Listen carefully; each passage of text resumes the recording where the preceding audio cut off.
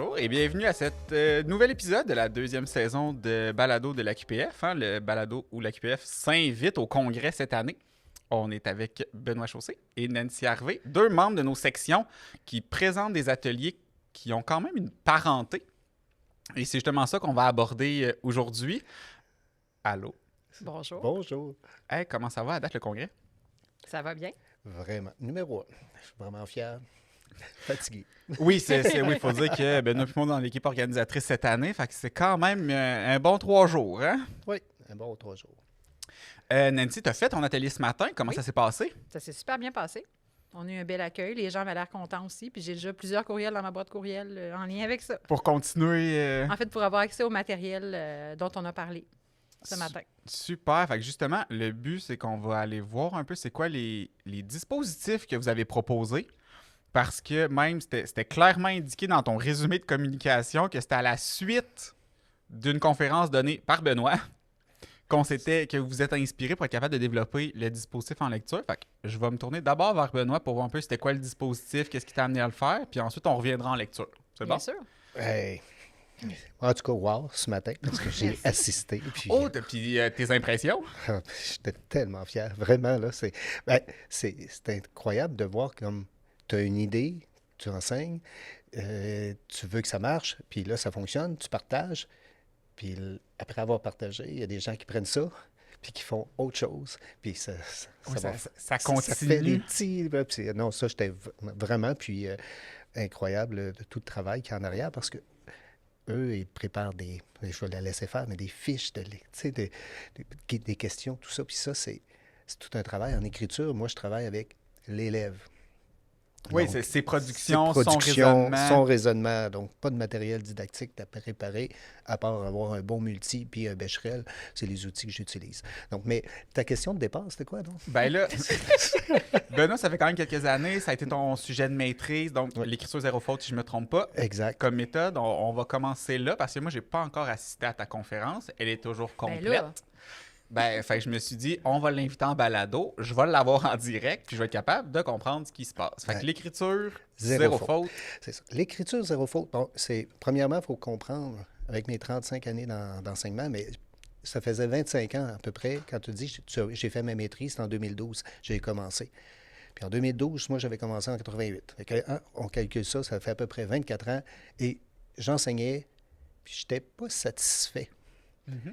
Mes élèves forts restaient forts, mes élèves faibles restaient faibles, malgré tous les projets que je faisais, parce que on faisait des films, des pièces de théâtre. Tu sais, là, je voulais que les élèves ils aimaient ça, mais ce qu'ils apprenaient, je trouvais pas. Puis je n'étais pas satisfait. J'avais les mêmes résultats que au test du ministère en 5e secondaire. Donc, sur 50 élèves environ, bien, j'avais toujours 10 élèves. Donc, c'est 20 qui est d'échec. C'est en échec. Puis, le critère 5, ça s'améliorait pas.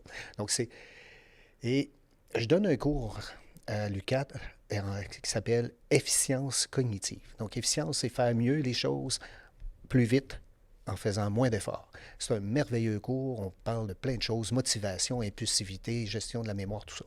Et résolution de problèmes. Oui. Et dans le cours de résolution de problèmes que je donnais, on apprend à...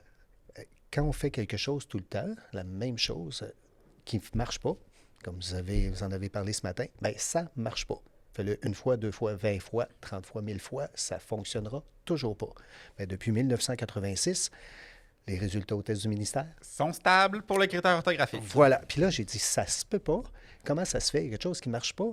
Puis, moi, je suis un élève qui a eu de la difficulté. OK. Moi, le français, c'était compliqué pour moi. J'avais 51 de moyenne au secondaire. Au cégep, c'était pas si mal parce que je ne sais pas pourquoi. Mais à l'université, ça allait vraiment pas. J'ai échoué des cours. C'était une bataille. Et quand j'ai commencé à enseigner, je suis formé au préscolaire primaire, mais je n'ai jamais enseigné. J'ai commencé à enseigner en mathématiques. Puis après ça, le français, la peur de ma vie. Et je me suis dit, moi, je ne suis pas bon en français. C'est normal que j'y arrive pas. Oui, j'arriverai pas plus à enseigner le français. Moi-même, j'ai de la difficulté. C'est ça. Mais là, je me suis dit, oui, mais non, des profs de français, il y en a eu. Il y en a plein de bons. Comment ça se fait qu'on réussit? On ne fait pas mieux. Là, il y a quelque chose qui ne fonctionne pas dans notre façon de faire. Et ça, c'était mon point de départ. Et j'ai dit, c'est pas moi, c'est pas les profs, c'est tout le monde ensemble, il y a quelque chose qu'on fait, puis qu'on sait pas c'est quoi. Puis on est là, puis on refait, puis on refait, puis on refait. J'ai commencé à lire, puis à faire beaucoup d'expériences dans mes classes. Ouais. Puis là, des gens d'expérience, envoyer un élève fort avec un élève qui a de la difficulté, mais qui est bien prêt à y aller en avant. Là. Bon, oui, je vais y aller. Écrivez donc au tableau les deux. Faites-vous une phrase, puis écrivez au tableau. Puis là, on regardait la main des élèves. L'élève fort écrit pas de la même manière que l'élève qui a de la difficulté. Puis là, je me disais, OK, l'élève fort, lui, il fait des micros-arrêts. Il se questionne. Il va chercher dans le dictionnaire. Celui en difficulté, il écrit. Puis, il y a On voit moins de doutes donc, orthographiques, on voit pas les pauses exactement. pour réfléchir. Donc, j'ai fait plein d'expériences comme ça, puis j'ai commencé ma maîtrise, faire des lectures, tout ça, puis essayer de comprendre. Puis la grammaire nouvelle, je l'enseignais, mais Ouais, depuis la rénovation grammaticale, c'était beaucoup, on a rajouté du vernis, là, fait qu'on change les termes, C'est ça. on change les on dit plus des trucs, on dit des manipulations, mais c'était pas toujours exactement. la compréhension profonde de Puis on c'était l'a pas quoi. appris comme ça non plus. C'est ça. En C'est effet. arrivé plus tard dans notre parcours aussi. Là. Exactement. Puis là, j'ai fait, bon, ben là, moi, il faut que je m'approprie tout ça, mais de la bonne manière, pas juste un peu en partie. Puis j'ai aussi essayé de comprendre ce que les élèves en difficulté faisaient. Parce qu'un élève, comme j'étais, une fois, j'ai dit à mes élèves, là, posez-vous des questions. La petite Amélie qui dit, ben Benoît, je m'en pose des questions. Oui, c'est ça, mais ils sont pas nécessairement efficaces, c'est peut-être pas les bonnes questions, la bonne manière de les poser. Exactement. Ils connaissent pas leur classe de mots. Puis tout ça. Ouais. Là, les classes de mots sont arrivées et j'ai commencé à rendre ça plus simple, puis j'ai fait des expériences avec mes élèves. Et c'est en 2014-2015, quand j'ai fait, mon directeur m'a libéré pour que je puisse aider des élèves individuellement. Et j'ai pris 5 élèves, je les ai aidés, puis ils ont tous réussi à faire beaucoup moins de fautes. Pas le test du ministère nécessairement, mais Mais faire tu as beaucoup vu moins quand de même fautes. une C'est ça. amélioration. Donc là, et c'est 2015-2016 quand j'ai fait j'ai développé ma stratégie. Je n'avais pas fait mon expérience encore de maîtrise, mais j'ai montré à des élèves à faire ce que j'avais fait l'année précédente, moi. Parce que j'avais 19 élèves sur 61 qui avaient fait ils avaient tous fait le test du ministère au mois de janvier. Oui, la pratique qu'on fait faire avant de faire l'épreuve officielle. En plein de ça, mai. puis corrigé par le MES, les correcteurs du MES, puis 19 échecs sur 61. Là, j'ai fait, ah oui, on est rendu fin février, là. Puis on n'est plus à 20 là, on est rendu au tiers. C'est ça, puis tu sais, là, ça fonctionne pas. Et là, j'ai fait le projet Aidant-Aidé, que j'ai appelé comme ça, et les élèves, bien, j'ai formé 11 aidants qui ont aidé 11 élèves, mais là, les élèves aidés disaient, ah, ben moi aussi, je vais me faire aider. Donc, on a fini avec 19. Les 19 se sont fait aider. Sur les 19, il y en a seulement un qui n'a pas passé. Et quand je dis pas, les autres ont tous réussi. Une note à 55, les autres, c'est 61 à 81. Ils avaient tous 0 sur 50 en orthographe. Là, Oui, parce qu'ils passaient pas au filtre orthographique. exactement. On perdait Là, j'ai 50 points. Puis ils ont juste quand même fait 4 heures de formation. Parce que c'est 8 rencontres de 30 minutes. Là, j'ai dit, là, il y a quelque chose qui se passe. Versus des années de scolarité en français, ouais, l'enseignement de la grammaire. Après puis- 6 ans de primaire, 4 ans de secondaire, le Oui. début de la 5e Ben, secondaire. c'est ça. Puis moi, j'avais travaillé là, avec eux. Là. Puis moi, mon enseignement dans tout ça. C'est ça. Puis là, 4 heures, puis les élèves s'améliorent de façon incroyable.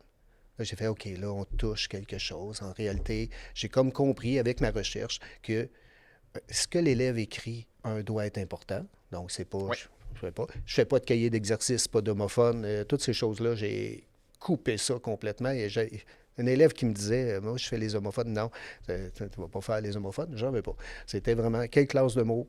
Puis après ça, Ouais, c'est quoi les... mordu? Non. Ben, C'est un à verbe. la limite, c'est un verbe. Ouais, Quel ben, mode? c'est ça, mais c'est un verbe, c'est un mode. On n'essaie pas de prendre de raccourcis. Non, exactement. Donc, le mode, le temps, la personne. Puis là, j'ai simplifié des choses aussi. Il y a des gens qui sont pas d'accord avec moi, mais bon, pour moi, le nom, par exemple, on dit qu'il ne s'accorde pas parce que c'est un donneur. Ouais, mais lui, tu vas bien y mettre un S. Ben, pour un élève en Il difficulté, s'accorde, mais il donne l'accord. c'est ça. Mais quand tu écris le nom, tu n'en as rien à cirer qu'il soit donneur pendant que tu écris le nom. Il va influencer les autres, mais pendant que tu écris lui, tu n'es pas en train de dire il est donneur, ça ne sert à rien.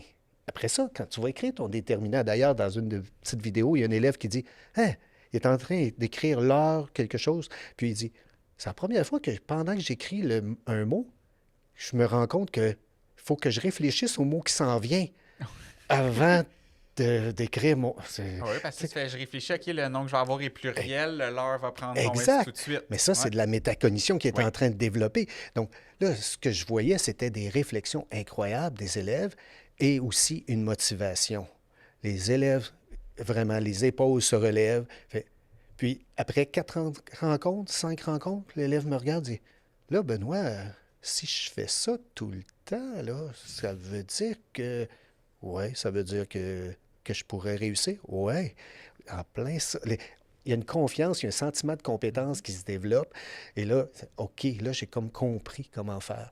Et ça, là, pour moi, mes 6-7 dernières années, c'était le Klondike. J'avais plus d'échecs, 1, 2, 3. J'ai eu des groupes plus difficiles, mais ça se faisait sur l'heure du dîner, le aidant, aider, puis là, les élèves réussissaient mieux, puis on pouvait faire quoi dans la classe? Des projets d'écriture, des projets de lecture, de communication orale. Donc, moi, j'ai arrêté d'enseigner, je pense, mes 6-7 dernières années, dans le sens, mes élèves travaillaient, puis moi, je les guidais. Puis on faisait du aidant-aidé à l'extérieur de la classe, parfois dans la classe, mais c'est pas facile parce que les élèves, on sait, on a des groupes difficiles, puis il y a des groupes, ils veulent pas aider, puis tout ça. Donc moi, j'y allais, c'était surtout une activité sur l'heure du dîner. Et quand j'avais un groupe qui voulait le faire, j'avais des groupes de 30 qui voulaient le faire, ça allait super bien. Des groupes de 22 qui voulaient rien faire, je le faisais pas. Donc c'était vraiment... Mais on faisait des projets d'écriture, de lecture et donc de communication orale. Donc c'est comme ça. Et là, j'ai commencé à donner des conférences parce que je voulais tellement partager. Quand tu réussis quelque chose, de ça, là, tu dis « il faut que je partage ». Donc c'était ça le début. Pas la fin, parce que j'ai pris ma retraite, puis je continue. C'est le projet de thèse, d'ailleurs. Ben, ça revient un peu à ce qu'on partage notre directrice de thèse, d'ailleurs. Ben, ta co-directrice, ma directrice. Mais Priscilla, ce matin, dans l'épisode, on parlait justement de l'idée, de sortir l'idée que le plaisir d'apprendre est nécessairement ludique, mais dans l'idée que ça aide à avoir un meilleur contrôle, que les élèves se sentent maintenant, enfin, comme en contrôle de qu'est-ce qu'ils sont capables de faire parce qu'ils arrivent à justifier, à le travailler. Puis là, ça comme enclenche une série de « je suis plus motivé, je vais le garder le faire parce que je sens que je vais y arriver ». Exactement. Puis il y a des parents, là, par la suite, là, j'ai eu des témoignages là, de mon garçon, il est dyslexique, dysorthographique, là, puis tu as permis de... Là, il est ingénieur, là, puis il fait ses études, puis tout ça. Puis il n'y arrivait pas, pourtant, avant. Mais ça a été quand ils prennent conscience que ça se peut que je... Parce que parfois, c'est pas grand-chose. C'est juste, l'élève ne se corrige pas au fur et à mesure. Oui, fait que là, aidant, aider, ça veut dire pourquoi tu as écrit ce mot-là comme ça? Fait qu'il y a quand même quelqu'un qui soutient la réflexion grammaticale des autres. Exactement. Puis ce qui est important, c'est... Il y a 4 principes importants. Premièrement, la grammaire rénovée. Il faut bien la suivre. Puis moi, je l'ai simplifié pour les élèves, parce qu'il faut penser en élève en difficulté. Il ne faut pas penser en élève qui a de la facilité. C'est bien important. Et après ça, j'ai pris le temps de dire, il faut que ça soit une approche intégrée. Ça veut dire que l'élève, ce qu'il écrit, pendant qu'on fait le aidant-aidé, il faut que ça soit significatif. Donc, c'est pas en fin de semaine, Non. Quelque chose qui est en train d'écrire, puis si ça compte, on va le mettre, prends-le en photo, puis mets-le dans ton texte. Parce qu'il travaille fort pendant 15 minutes à écrire 15 mots. Parce que l'idée, c'est, après, quand il va être guidé, le 3e principe, c'est qu'il doit être suivi au fur et à mesure sur chacun des mots. Quand je dis chacun des mots, là, on n'y aise pas, c'est pas un « de » puis un « que », là, parce qu'on sait que ça va aller. Mais je travaille. J'ai une fille qui me dit, j'ai dit, c'est quelle classe de mot? C'est un verbe. Parfait. Pourquoi tu l'écris comme ça? Travail, elle est là parce que je suis une fille. OK. Oui, ça explique aussi parfois les erreurs qu'on dit, OK, on voit la bonne réponse, pas le bon raisonnement. Exactement. Donc, c'est pour ça qu'il faut s'arrêter sur autant les mots qui sont bons que les mots qui ont des erreurs. Et là, l'élève apprend à douter correctement, pas trop, parce qu'il y en a qui ont au début, parce qu'ils ont l'impuissance acquise, ces élèves-là en difficulté. Là. Ils n'y arriveront pas de toute façon. C'est ça. Donc, au début, des fois, ils doutent un peu trop, un peu sur tout, mais c'est correct. Puis à un moment donné, il faut juste leur dire, regarde là, épelle-moi ton prénom. Ouais, ben t'es sûr? Ouais, bon, ben c'est ça, être sûr. Donc, apprends, c'est quoi être sûr, puis apprends c'est quoi douter. Donc là, ils font... Et le quatrième principe, donc, c'est de se corriger au fur et à mesure en étant guidé. Donc, guider, ça prend quelqu'un, là, pendant que tu écris. Et ça, j'ai toujours dit, c'est comme votre enfant, quand vous lui donnez les clés pour qu'il apprenne à conduire, vous n'allez pas lui donner en disant, prends tes clés, bye. Clairement pas. Hein? La non? maman, là, hein, elle le sait, hein? Mais dans un an, là, ma plus vieille va commencer. C'est ça. Ben, Aidant, aider. c'est ça. C'est exactement le même principe. Donc, on reste à côté, on fait un petit bout de chemin. Puis au début, ben, l'élève écrit 8 mots, écrit 15 mots après. Ça, toujours zéro faute. 8 mots, zéro faute. 15 mots, zéro faute. 22 mots, zéro faute. Puis là, il finit par... Les mêmes mots reviennent toujours de toute manière qu'on écrit. Ben oui, il y a quand même des éléments qui vont finir par s'automatiser. Exactement. Là. Donc, si on a cherché le ce, bien, ça se pourrait qu'on ait 2, 3 fois 3 ce dans notre... Puis là, à un moment donné, bien, on finit par dire, ah ouais, OK, on sait c'est quoi, puis après ça, on passe à d'autres choses. Donc, c'était ça, tout simplement ça. Et les élèves, j'ai des élèves après 3 rencontres de 30 minutes, ils partent de 55 à 75 Il y en a d'autres, ça va prendre 12 rencontres, Ouais, 20 rencontres, parce que ça va dépendre. Il y en a qui... Tout le monde arrive pas non plus avec les mêmes connaissances, les mêmes compétences pour faire Exactement. ça. Là. Il y en avait qui ils ne connaissaient pas les classes de mots, ils ne connaissaient pas la scorgée au fur et à mesure. Il y a plein de choses qu'ils ne faisaient pas, tandis qu'il y en a que c'est juste les classes de mots, ils les connaissent toutes. Ils sont capables de lire un texte et de dire ça, c'est un nom, c'est un déterminant, ça, c'est un... Mais ils écrivaient sans réfléchir. Donc, Fait que d'amener plus comment c'est j'utilise ça. ces connaissances-là en contexte. C'est pas juste un exercice de grammaire, je trouve mes classes de mots, puis ça sert plus. Exactement, c'est ça. C'est en contexte, tu l'as dit. Donc, c'est vraiment ça. Puis là, maintenant, bien, ça a fait des petits parce que... Il n'y avait plus besoin d'enseigner. Moi, j'ai plus besoin d'être là. Alors, On est inutile. non, ben là, on s'en vient vers toi parce que là, Nancy, tu assistes à cette conférence-là. En fait, même pas moi. Même pas Non. Ma collègue Linda Riverain, avec qui tu donnes l'atelier. avec qui j'ai donné l'atelier, qui est une enseignante nouvellement à la retraite de notre centre de service. On est dans la thématique aujourd'hui. Absolument. Donc, de la retraite, tu veux dire? Oui, oui. Donc, c'est ça, elle assiste au congrès, je pense, l'édition 2018 du congrès. En tout cas, c'était à Québec et elle assiste à l'atelier de M. Chaussé. Et là, elle revient emballée. Elle nous en parle avec des étoiles dans les yeux, tout ça. Elle a approché sa direction. Ils ont décidé de mettre ça en place. Donc, M. Chaussé est venu donner une formation là-bas à laquelle j'ai assisté aussi, justement, parce que je voulais voir un peu ça serait quoi le dispositif. Et bon, ils l'essaient dans l'école, voient des beaux résultats aussi avec leurs élèves. Et là, Linda a l'idée, hey, si on appliquerait quelque chose comme ça, mais pour la lecture, il me semble que ça pourrait être intéressant aussi d'avoir un dispositif de père aidant pour la lecture, parce qu'on a aussi beaucoup d'élèves qui ont de la difficulté en lecture. On sait que la lecture, c'est un prédicteur de réussite dans toutes les disciplines, en fait. Oh oui, c'est c'est important. transversal, là. C'est partout. Là. Tu peux être mauvais penser être mauvais en mathématiques, mais c'est à cause de la lecture du problème, en univers social, en sciences, partout il y en a. Ah oui. Donc, bref, elle a l'idée qu'on pourrait travailler avec un processus semblable de père aidant en lecture, mais évidemment, ça vient comme nos élèves aidants ne sont pas des enseignants. On ne peut pas arriver avec juste un texte et voilà, aide ton aidé, lis ce texte, pose-lui de bonnes questions. Ce qui peut déjà être un défi de formuler une bonne question Exactement, en lecture. de questionner les bons mots par rapport au vocabulaire, des fois qui peut être plus complexe, de juste de trouver le schéma narratif de façon correcte ou des fois le schéma actantiel. Des fois, pour certains, c'est un niveau de difficulté supérieur et tout ça. Donc, ça peut être difficile pour un père aidant s'il n'a pas... s'il n'est pas accompagné, s'il n'est pas encadré. Exactement. Donc, on s'est demandé un peu comment transposer ça en lecture et on en est venu à faire un peu comme M.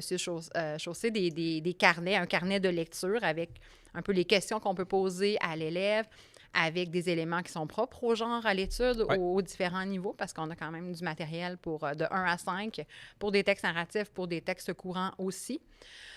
Et c'est ça. Donc, on a fait les carnets et on a aussi fait des fiches pour les aidants, donc avec des textes qu'on a trouvés, donc avec toute la recherche de textes dans lesquels on peut observer des éléments pertinents en lien avec ces genres-là, dans lesquels il y avait un certain vocabulaire, un certain niveau de difficulté qui va en gradation, donc de texte plus simple à texte plus complexe aussi.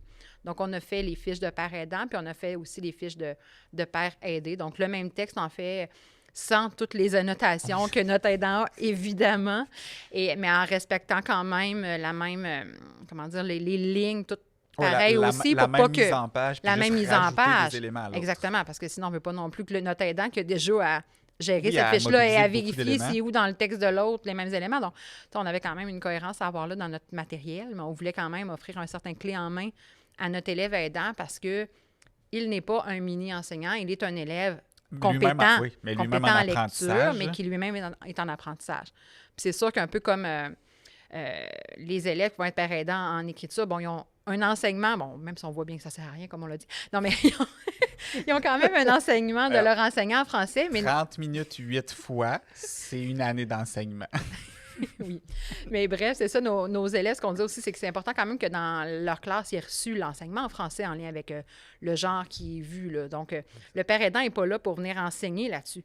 Il est là pour venir intensifier là-dessus. Donc, un enseignement que l'élève a déjà reçu, mais que là, on va venir le questionner par rapport à ça. Par exemple, en deuxième secondaire, avec le texte policier, bon, ils ont vu le texte narratif, ils ont vu les éléments précis du récit policier. Ouais.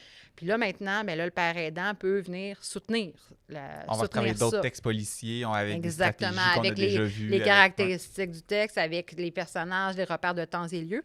Puis on a décidé aussi de travailler seulement sur la compréhension parce que comme les élèves ne sont... C'est déjà un gros morceau. C'est déjà un bon défi. C'est déjà un bon défi parce que là, imaginez la fiche que ça arrêtait. L'interprétation. Exactement. Puis on serait peut-être arrivé à des interprétations spéciales, des réactions du jugement critique. On trouve là, ça, c'est le travail de l'enseignant. C'est lui qui est compétent pour enseigner, pour travailler ça avec l'élève. Mais en compréhension, un bon lecteur est capable de soutenir la compréhension d'un autre lecteur, de lui faire voir des fois certaines inférences, qu'est-ce qu'on apprend du personnage à cause de ce geste-là, tout ça. Ça, un père aidant, il est capable d'aller questionner l'autre là-dessus. Puis on sait que les autres compétences en lecture vont vraiment dépendre beaucoup de la compréhension. On sait qu'il y a une interaction, ça, c'est certain, entre les différentes dimensions. Mais si la compréhension n'est pas là, on va avoir des interprétations fautives, on va avoir des réactions qui ne sont pas basées sur les bons éléments du texte, mais un jugement critique qui n'est peut-être pas encore là bien appuyé non plus. OK. Fait qu'on part des mêmes principes de père aidant, père aidé, mais comme on est en lecture, on va aller vraiment cibler les éléments sur lesquels on peut travailler avec nos élèves à partir de fiches. Oui, de fiches qui viennent avec chacun des textes. Pour chacun des textes, c'est ça. On en fait une oui, fiche, c'est un texte. Avec les questions, les annotations.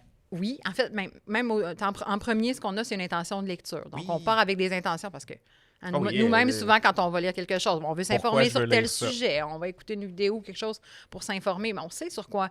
Mais les élèves, des fois, ils ne savent pas trop pourquoi je fais ça, sur quoi je dois porter mon attention. J'ai un questionnaire à répondre à la fin. Exactement. Mais là, sur quoi il faut que tu portes ton attention? Donc, on lui donne une intention de lecture. Et après ça, sur la fiche, il y a le texte.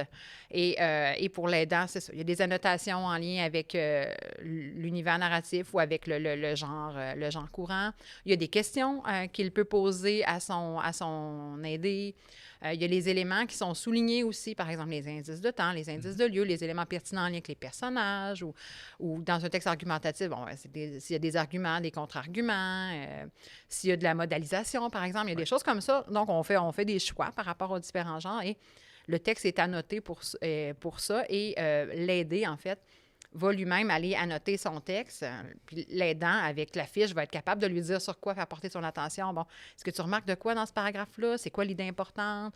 Apprends-tu des choses sur le personnage quand on est dans un texte narratif? Donc, il y a tout ce qu'il faut, en fait, dans la démarche pour pouvoir le questionner et guider le questionnement qu'il va faire à l'élève aidé. Puis là, Benoît, il disait en écriture qu'il faisait ça plus sur l'heure du dîner. Est-ce que vous autres, c'est en classe comme c'est plus guidé ou c'est aussi à l'extérieur des cours? Nous, on voit ça aussi à l'extérieur des cours. Ça, c'est pas une approche qu'on ferait avec un groupe complet. Il faut que ce soit encore là, c'est ça, avec un aidant. À la limite, un orthopédagogue pourrait très bien aussi le travailler faire, comme ça. On respecte... C'est sûr que par aidant, c'est intéressant parce qu'on sait on manque d'orthopédagogues, on manque de ressources. Donc là, on décuple notre pouvoir d'agir, on décuple le nombre d'élèves sur lesquels on peut... On va pouvoir aider, qu'on va pouvoir soutenir. Exactement, parce qu'un orthopédagogue, c'est un qui est aidé. Des pères aidants, tu peux en avoir 10 élèves aidés, 10 élèves aidants dans ton local, donc tu décuples ton pouvoir d'agir. Nous, on avait quand même ça beaucoup à cœur de faire ça. Donc, je dirais, sur l'heure du midi, souvent que ça va être fait. En fait, on respecte pas mal le même principe, là, quelque chose en intensification, idéalement 2 fois par semaine pendant 4 semaines à peu près. Là, pas mal le même principe. Puis moi, c'est ça, je suis au doctorat là, en ce moment, puis il faut que je devienne un pro. qu'on me Oui, dit. bien, de la relation de tutorat, de père aidant, père Exactement. aidé. Et bien, c'est clair que c'est un avantage d'avoir des élèves. Ça ne fera pas jamais ce qu'un enseignant peut faire. Mais comme tu l'as dit, ça va venir compléter, ça va venir Oui, soutenir. ça vient venir C'est consolider, ça, soutenir les exactement. élèves dans leur Puis ils vont apprentissage. même faire capable de faire réaliser des choses à l'aider que le professeur ne pourra pas, que l'enseignant n'y arrivera pas, parce que l'aidant a sa façon à lui de verbaliser les choses. Et que si moi, par exemple, je disais à un élève, ben voyons, quand tu écris, il faut que tu réfléchisses, là. Tu sais, avec ce ton-là. Là. Ouais, Non, moi, je peux pas faire ça. Ça serait Mais pas bienveillant. eux autres, ils peuvent se permettre de le faire. Puis là, ben, l'autre, il le regarde. Ben oui, mais avant, il faut que tu fasses un plan. Puis là, tu sais, avec leur intonation de jeune, c'est son ami. Puis là, il dit, ben oui. Là, Ouais, c'est puis quoi c'est ta pas, phrase? c'est pas une C'est- consigne du c'est professeur. ça, Il y a des élèves exactement. qui se servent réellement de ces stratégies-là. Exactement. Mais c'est vraiment ça. Donc, il y a des grands avantages à le faire. Et souvent, on me demande, oui, mais si je veux le faire dans ma classe, comme je l'ai dit tantôt, moi, j'y arrivais pas pour certaines classes et avec d'autres, j'y Oui, arrivais. Mais C'est un outil dans l'arsenal qu'on a pour C'est faire le complémentaire travail. Ouais, c'est ça, à c'est l'enseignement. complémentaire. C'est complémentaire. C'est ça. Et comme tu disais tantôt, Nancy, c'est le niveau 1 qui est. C'est ça, c'est notre palier 2 d'intervention. C'est ça, là. c'est ça. Ça, c'est pour. Une intensification après un enseignement de qualité au niveau 1. Là, c'est ça qu'on. Oui, puis tu sais, si on veut faire, là, je revenais à l'écriture, mais on veut faire la verbalisation, ben rien n'empêche de le faire avec toute la classe avec des dictées d'apprentissage. Puis après Exact. ça, ben une fois que ça est instauré, ben on le refait en individuel. Exact. Fait qu'on peut aussi. Ben, il faut, à un moment donné, je pense, délaisser l'idée que... Moi, au début, un des problèmes que j'avais en tant qu'enseignant, c'est que, bon, je disais à mes élèves, là, c'est un test, je ne vous aide pas. Personne. Ouais. Bon, boy. Là, il y en a un qui lève la main. Là, oui, ben là, comment il s'accorde, lui? Là, je peux pas t'aider. Mais bon, attends. Mais je vais te Là, poser des questions. c'est Mais je vais te ça. poser des Là, questions. je commençais, hey, je passais ces cours-là, je me étais vidé, j'étais fatigué.